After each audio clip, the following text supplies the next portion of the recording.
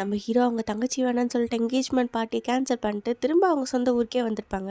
இதனால கடுப்பான நம்ம அஸ்வின் ஹீரோவோட கடையை போட்டு உடைக்கிறாங்க. அதில் ஹர்ட் ஆன நம்ம ஹீரோ முதலாளியோட பையன் கூட பார்க்காம அவங்கள போட்டு பயங்கரமாக அடிக்கிறாங்க. இந்த சீனில் அஸ்வினோட அப்பா வந்து ஹாஸ்பிட்டலில் பார்க்குறாங்க. அவங்க எவ்வளோ முடியாமல் இருக்காங்க. நம்ம ஹீரோ அவங்கள பார்த்து சாரி சொல்கிறாங்க. ஆனால் அவங்களை இக்னோர் பண்ணிட்டு அப்படியே போயிடுறாங்க. அடித்ததுக்கு பழி வாங்கணுங்கிறதுக்காக மறுபடியும் நம்ம ஹீரோ காட்டுக்குள்ளே போட்டு அஸ்வின் வந்து பயங்கரமாக அடிக்க இன்னும் வெறி தீராதனால நம்ம ஹீரோவை கிட்னாப் பண்ணிட்டு போயிடுறாங்க. அஸ்வினோட அப்பாவும் எவ்வளவோ தடுக்கிறாங்க.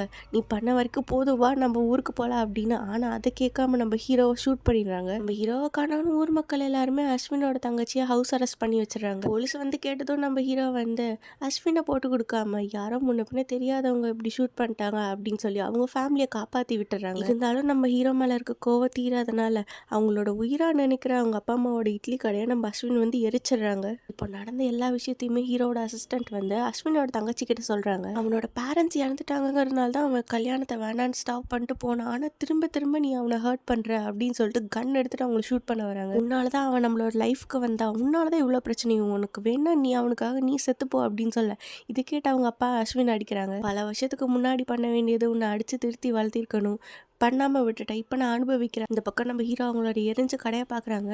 எல்லாமே ஃபுல்லாக எரிஞ்சிடுது. ஆனால் அந்த அம்மிக்கல்லும் ஆட்டாங்கல்லும் தான் இருக்குது. இது ரெண்டும் போதும் நமக்கு ஒரு புது கடையை ஸ்டார்ட் பண்ண அப்படின்னு சொல்லி நம்ம ஹீரோவும் கையிலும் சேர்ந்து ஒரு புது கடையை ஸ்டார்ட் பண்ணுறாங்க.